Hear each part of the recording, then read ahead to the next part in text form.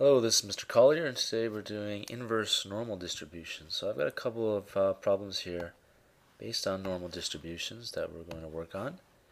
Okay, it's about IQ scores that have a mean of 100. Okay, so the mean is 100, and the standard deviation is 15. So find we have the probability of an IQ being less than x is 2.5%. Find x. So for part A, if I look at the normal distribution, 2.5% is less than x. So that's over here. We have 2.5% is less than, this is x right here. Okay, so if we look at the mean is 100. Standard deviation is 15, so this would be, so that's 100. This is going to be 85, so I just subtract 15. And we know that's 34% right there. And we know the next region is going to be 13.5%. And the next two regions are 2.35% and 0.15%, which add up to 2.5%.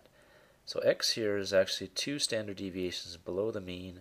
It's at 70.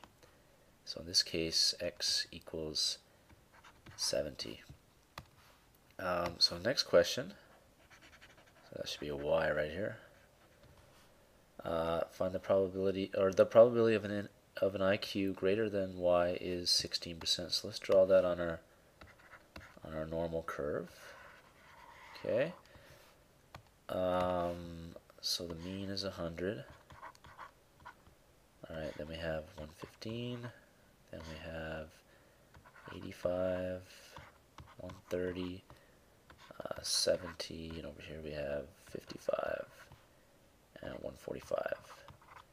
Okay, and we have the 34, 13.5, this is 2.35, this one here is 0.15. Okay, so probability of an IQ being greater than y is 16%. So let's take a look at where that would be. So this is 0.15, this is 2.5. If I add 2.5 to 13.5, then all this green region here is going to be 16%. Okay, so that means our y value must be 115. Okay, and the next one, part C. Okay, we're looking at the same distribution. Okay, that's a pretty bad curve. So that's 100, and this is, okay, 115 and so forth. And I'll just recreate that. So the population of Idaho has 8,800, in Bixby 7,392 people have an IQ of greater than Z. Estimate Z. So we need to find out what percent 7,392 is of 8,800. So to do that, we're going to do 7,392 divided by 8,800. Okay, so I'm going to do that on the calculator. Alright. So 7,392 divided by 8,800. Okay, that gives me 84, so that's actually 84%. It's exactly 84%. Okay, so if we look at this diagram here, now this is less than, that should be less than here, sorry about that. If we want to find out how much are less than 84, we're right in the middle. That's the mean, so 50% of the data is going to be less than the mean. And then this part here is 34%. Yeah, that's 34%. So the whole region here is 50% plus 34%. This is 84% all the way up to this part right here. Okay, so that means that Z must be equal to 115. Alright, so we're going to be doing these kind of working backwards type problems today, which are called inversed normal distribution. Alright, so I'm going to be using our calculator to find many of these. Alright, and it's important to note that the GDC only calculates inverse normal for probabilities less than a value. So only less than a value. So if you want to find greater than a value, you have to do 100% minus this percent or something like that. Okay, normally distributed variable x has a mean of 500 and a standard deviation of 100. Okay, so let me just sketch that. Okay, that's normally distributed, and here's the mean. The mean is 500. Okay, the mean is 500, standard deviation of 100, so then we have 600 and 400 and so forth. Okay, let's see what the question is asking. If 5% of the values are less than x, so we're going to be looking at this tail end over here. So I have another standard deviation would be 300. Another one would be 200. Okay, so 5%. Now we know that this tail part here is 2.5%, right? So 5% would probably be maybe about here. Maybe that part is equal to this part. So that's about 5%. Altogether, this is 5%. And so our x, or our a value, this is x bar here. So our a value is between 300 and 400, it should be. And we can calculate that with our calculator. Alright, so what we need to do is go to second function, distribution, and the third one is inverse normal. So I'm going to press 3. And I've got my mean and standard deviation typed in there. So mean is 500, standard deviation is 100. And I need to put in the area here. So that's basically, this means the area below the value we're talking about. So in this case, the area is 5%. But we need to type that in as a decimal, which is 0.05. So that gives me, this will give me the value of a, below which 5% of the data lie. So I'm going to press enter, enter, enter here, and enter, and there we go. So we said it was between 300 and 400, and it's 336 when I round up. Okay, so a equals 3, or approximately equals 336. Okay, part B, we're looking at 10% of values that are greater than b. So actually I'm going to use the same diagram over here maybe. 10% are greater. So we have 500, 600, 700, and there should be over here 800, and so on. So 10%. We're looking at 10%. Now we know this tail is 2.5%. This part is 13.5%. So 10% is probably, I don't know, here somewhere in between 600 and 700. Okay, is 10%. Okay, so B is right there between 600 and 700. And the probability that value x is less than b, well, the probability of it being greater than 10% is, or being greater than b is 10%, that means less than b is going to be 90%, which is 0.9. Okay, so we need to find the b value using the inverse normal now. So, and go to second function,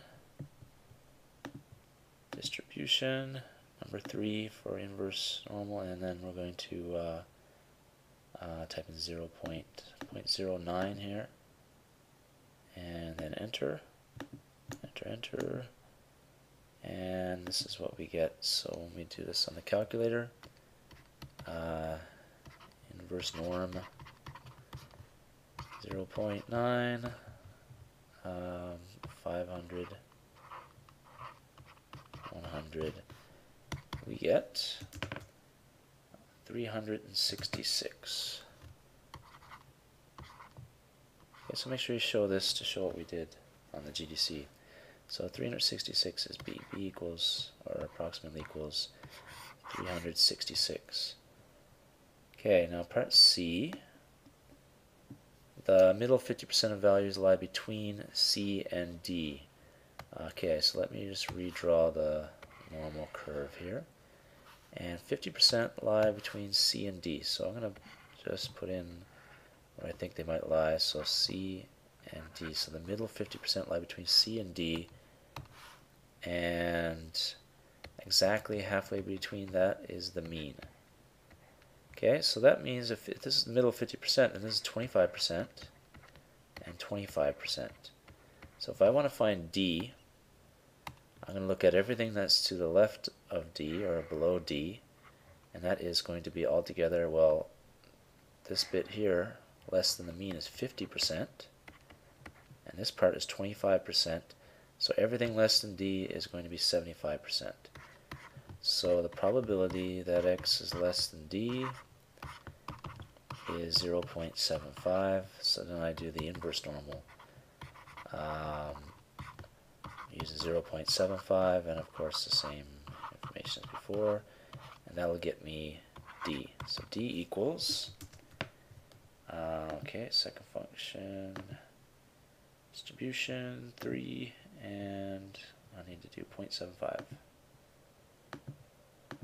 And enter. And I get 567. So D is 567. Okay, now if I want to find C, probability that X is less than C is going to be 0.25. Okay, because it's 50% of the data is less than the mean, and 25% of the data is here, between C and the mean, then this area over here also has to be 25%.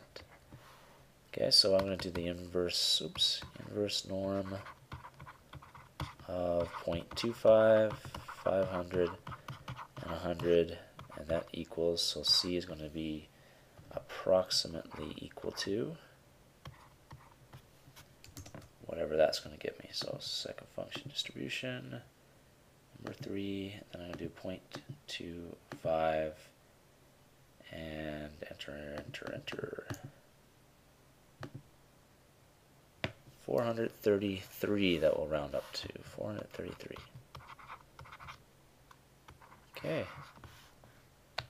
Next example. Since November 2007, the average time it takes fast trains to travel between London and Paris is 2 hours, 15 minutes with a standard deviation of 4 minutes. Now firstly, with these type of questions, I like to change this to minutes. So that's 2 hours, so that's 120 minutes plus 15 minutes is 135 minutes. Okay, so that is the average time, so that's the average, which equals that.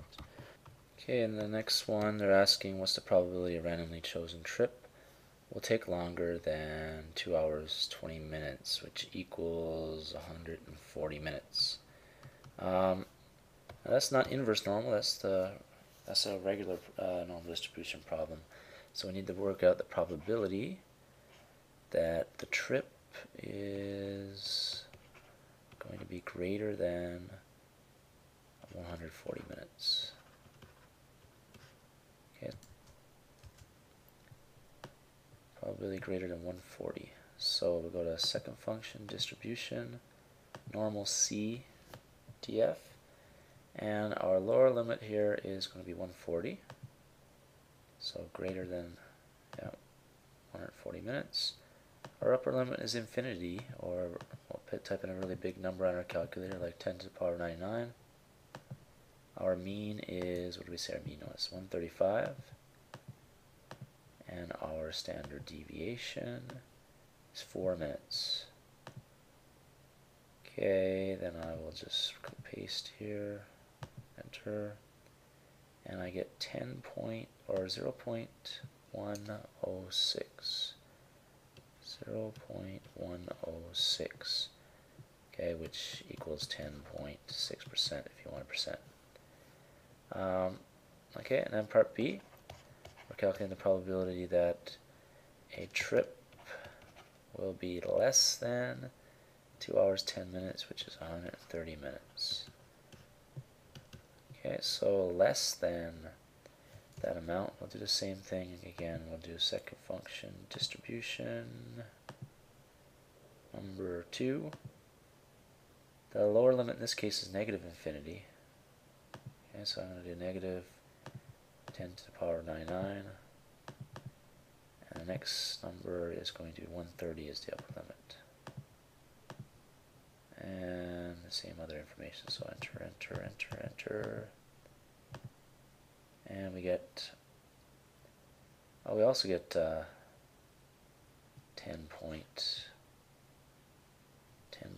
So same thing.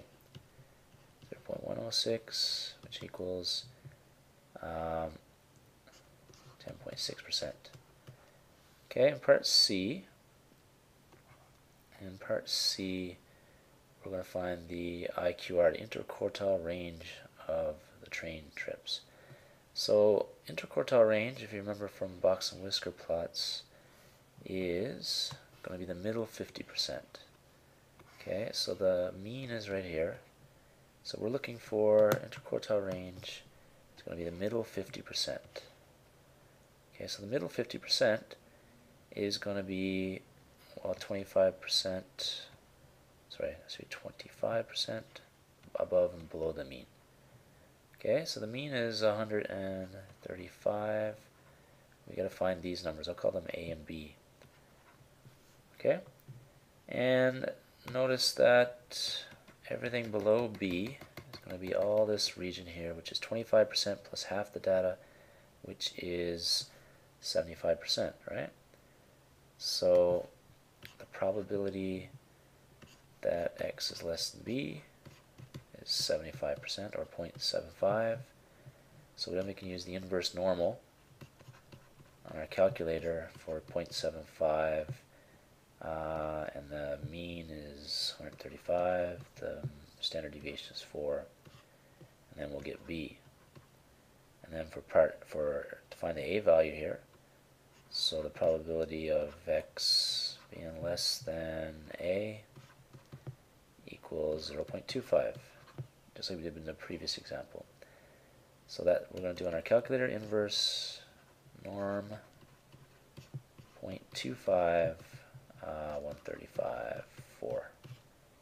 And that'll give us A.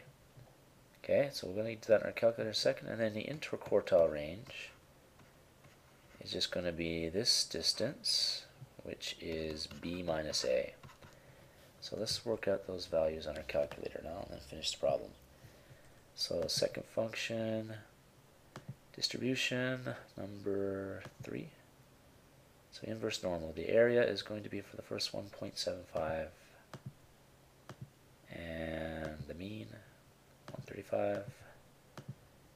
Standard deviation is 4. Enter, enter, enter. We get 138. So B is 138. That's 138 minutes.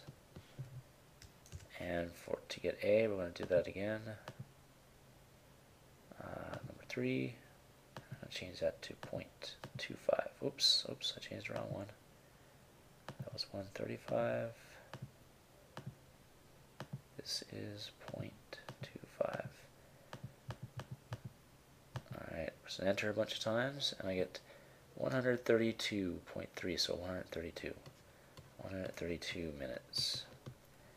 So the interquartile range is 138 minutes minus 132 minutes. Okay. So that's it for that question. One more question we're going to do. The volume of cartons of milk is normally distributed with a mean of 995 milliliters and a standard deviation of 5 milliliters. It is known that 10% of the cartons have a volume that is X milliliters, less than X milliliters. Okay, so here's the middle of the distribution is 995, and then we have standard deviation of 5, so 990, 985, 980, and so forth. So in the question says 10% of the cartons has a volume less than X milliliters. So actually this is 25, or this is 34%, 13.5, and we know that this whole tail is 2.5, right? That's 0.15, and this is altogether 2.5, and that means that 10% is going to be over here somewhere. Okay, so we don't know exactly where it is, but 10% is in there somewhere, and we're going to call that x. Okay, so where is x such that 10% of the data is below that? Okay, so the probability of the volume being less than x is, as they give in the question, 10%, which is 0.1. So we need to do on our calculator inverse norm, inverse norm, 0.1, 995, and 5 for the standard deviation. So then we'll get the value of x. Okay, so let's do that. Second function distribution, number 3. So we have 0.1. We have 995, and then 5. Enter, enter, enter. We get 989. 989 milliliters.